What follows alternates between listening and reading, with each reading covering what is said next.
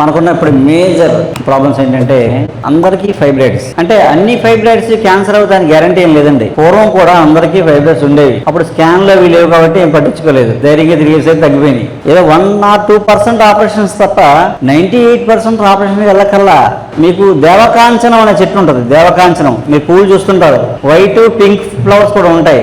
దేవకాంచనం, కాంచనం అని దేవకాంచనం మొక్క అంటారు. పూలు చాలా అందంగా ఉంటాయి, వైట్ ఫ్లవర్స్ ఉంటాయి, పింక్ ఫ్లవర్స్ ఉంటాయి. ఆ దేవకాంచనం అంటే కాంచనార అని పిలుస్తాం ఆయుర్వేదంలో. కాంచనార గుగ్గులు అని ఇస్తారు. అవి యాక్చువల్గా ఆయుర్వేద డాక్టర్లు ఆ ఫైబ్రాయిడ్స్ కరగడానికి ఇస్తారు. మామూలుగా దేవకాంచనం బెరడు, ఆ చెట్టు యొక్క బెరడు, కానీ ఆకులు కానీ కషాయం తీసుకుంటే ఈ ఫైబ్రాయిడ్స్ పోతాయి. 1 నెల 2 నెలల్లో తాగి మళ్ళీ స్కాన్ చేసి చూడండి, ఖచ్చితంగా డిజాల్వ్ అవుతాయి. చాలా అయినవి ఉన్నాయి.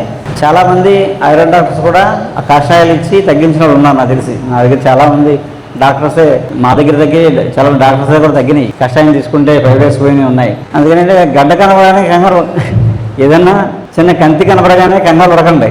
కంగారు పడి మనం పెద్ద చేసేసుకుంటున్నాం.